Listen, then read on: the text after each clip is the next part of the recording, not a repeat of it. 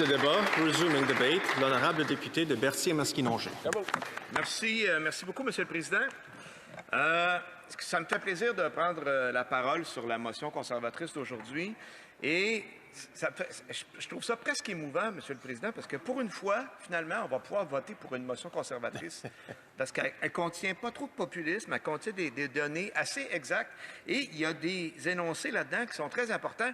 Je ne vous relis pas toute la motion parce qu'elle a été nommée plusieurs fois aujourd'hui, mais je vais vous lire ma phrase préférée, puis celle que j'aimerais que les membres de la Chambre des communes prêtent attention, puis prennent 5 secondes pour réfléchir à ce que ça veut dire. Chaque dollar dépensé par le gouvernement provient des poches des Canadiens, des Québécois, des citoyens. Le moment de silence est volontaire. Pensons-y, Monsieur le Président. Pensons-y. Puis quand on donne des contrats à nos amis, qui sont 2-3 gars dans le fond d'un sous-sol, qui, eux, leur fonction, c'est de recevoir des contrats du gouvernement, puis de les redonner en sous-contrat en se gardant une cote au passage, tout le monde sait de quoi je parle, là. Cette phrase-là s'applique pareil.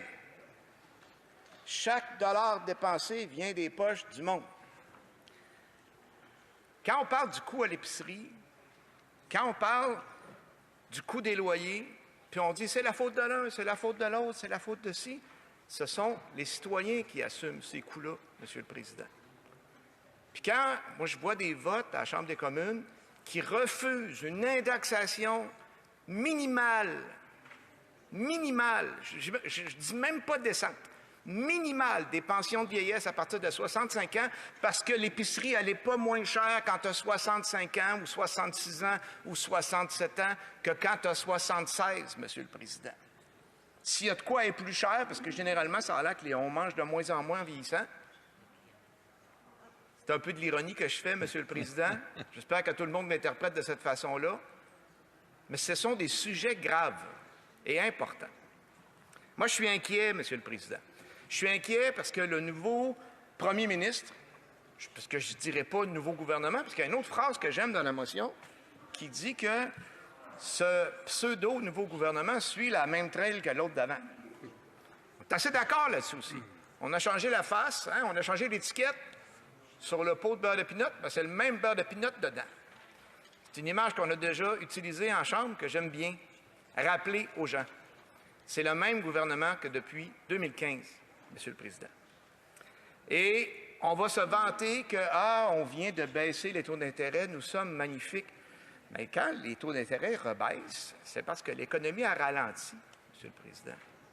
Donc, c'est comme, on a l'équivalent d'un gouvernement qui se vante d'un ralentissement de l'activité économique, qui a l'air fier que la production par habitant pour le PIB, le ratio est diminue.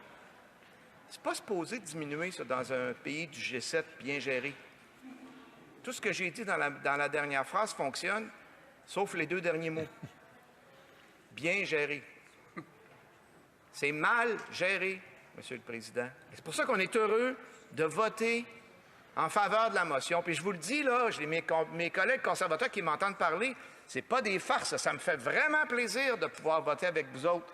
Parce que souvent, les motions qui nous sont présentées, il y a la moitié qui est vrai, que c'est des sujets super importants, puis tout d'un coup, il y a un paquet de phrases populistes puis d'affirmations faciles qui arrivent, qui viennent forcer les adultes dans la pièce, parce que, oui, je vous l'annonce, c'est toujours nous, Monsieur le Président, le Bloc québécois.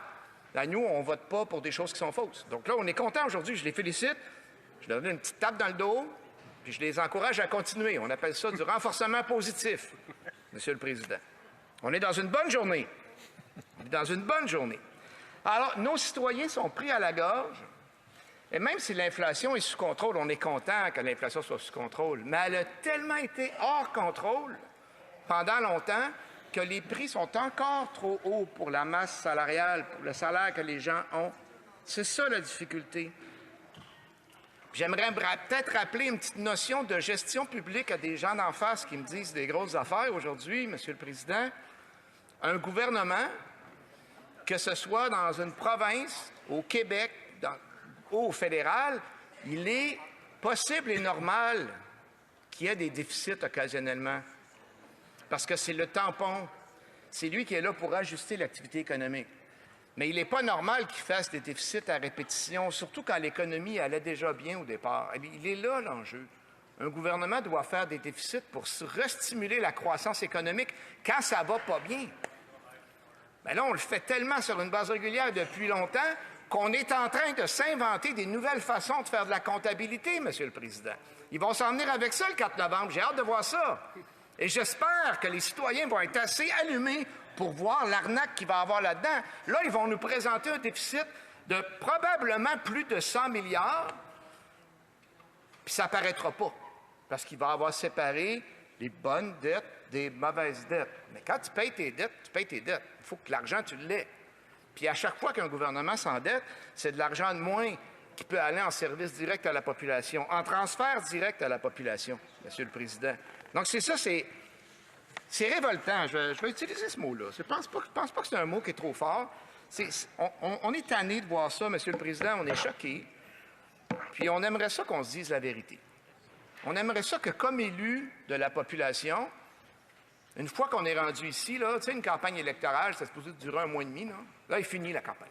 On peut-tu se parler puis voir qu'est-ce qu'on pourrait faire pour le bien commun? Je sais, je suis un grand naïf, Monsieur le Président, mais ça fait mon charme.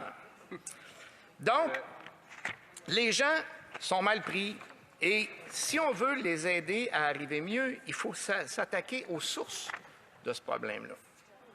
Et une des façons que le gouvernement peut aider les gens qui ont des faibles revenus pendant une période de crise, c'est un soutien direct. J'ai nommé tantôt la pension vieillesse. Je pourrais vous parler de l'assurance-emploi. Ça fait combien d'années, Monsieur le Président, ça fait combien d'années que ce gouvernement-là nous promet une réforme de l'assurance-emploi? Je vais vous répondre. On est en 2025. Ils ont commencé à promettre ça en 2015 et même avant. Donc, plus de 10 ans. Il n'y a rien. C'est un régime d'assurance-emploi que les gens n'ont pas le choix de cotiser, puis presque la moitié des gens n'ont pas le droit d'avoir des cotisations. Moi, je vais vous envoyer faire des téléphones, là, magasinez-vous une assurance habitation, là, puis les gens vont vous dire « Ouais, mais la moitié du temps, si tu passes au feu, on ne payera pas. » Je pense pas que je vais engager ceux-là. Moi, je pense que je vais en appeler un autre. Mais nos citoyens ont les pieds et mains liés, Monsieur le Président. Ils sont pris avec ce mauvais gouvernement-là. Donc, s'ils ne sont pas capables de le gérer, transférez ça à Québec. On va le gérer, nous autres. C'est déjà, ça aurait toujours dû être là, d'ailleurs, parce que le fédéral profite toujours des crises, des moments de difficulté pour centraliser les pouvoirs au fédéral. Et savez-vous pourquoi ils centralisent, Monsieur le Président? Parce qu'il y a un trop grand pouvoir de taxation par rapport à ses responsabilités. Voilà. Puis que faire des transferts aux provinces puis au Québec sur le principe d'une bonne gestion, bien, ça n'amène pas beaucoup de votes. Ça a juste l'air de quelqu'un qui gère ses affaires comme du monde. Donc, eux autres, ils veulent faire quoi? Ils veulent faire des belles annonces sur le balcon, dehors, au soleil, les cheveux dans le vent. Nous allons vous aider. Nous sommes là pour les Canadiens et Canadiennes. Nous allons aider la classe moyenne. Puis la classe moyenne, ce qu'on voit, ce qu'on constate aujourd'hui, c'est qu'elle s'est appauvrie encore, Monsieur le Président. Depuis tout ce temps-là, les gens vont dans les banques alimentaires et ainsi de suite. Puis quand on me parle du prix de l'épicerie, en tant que porte-parole, l'agriculture agroalimentaire, c'est un dossier qu'on a travaillé avec beaucoup d'intelligence et de minutie au comité permanent, Monsieur le Président. Puis on en a identifié des problématiques, des solutions. Les problématiques, des solutions, ça n'intéresse pas tout le monde, mais on en a trouvé des solutions, Monsieur le Président. Le code de conduite, pour que les petits fournisseurs aient un meilleur rapport de négociation avec les grandes chaînes de l'alimentation, c'est encore en train de se mettre en place, là. C'est long, c'est pénible. Mais c'est une chose qui pourrait venir faire une différence ultimement, Monsieur le Président. Arrêtez de faire augmenter le coût des intrants. C'est quand on décide qu'on taxe les engrais, puis après ça, on se questionne pourquoi les produits alimentaires coûtent plus cher. C'est parce qu'il y a comme une logique là-dedans. Là. Puis quand on vient me dire, Monsieur le Président, évidemment, mon temps file comme d'habitude, quand on vient me dire que l'endettement du Canada est correct, parce qu'on était à 45 à peu près du PIB, mais c'était 42 avant, c'est quand même 3 de plus, puis on se compare avec les pays du G7. Je veux réparer cette mauvaise information-là qu'on nous donne. Quand on se compare avec la France, par exemple, là, dans la France, il n'y a pas des provinces qui peuvent s'endetter. On prend la dette totale. Si au Canada, on prend la dette du Québec, des provinces, puis du fédéral, on est à 110 du PIB. Ça, c'est équivalent à la France, c'est équivalent au Royaume-Uni, puis ça s'en vient, ça se rapproche de l'Italie. Fait que ça va pas si bien que ça, Monsieur le Président. Il faut commencer à être sérieux, puis aider les gens qui en ont besoin. J'ai plein d'autres choses à dire encore. Commençons par couper le fameux 83 milliards pour les pétrolières. Merci.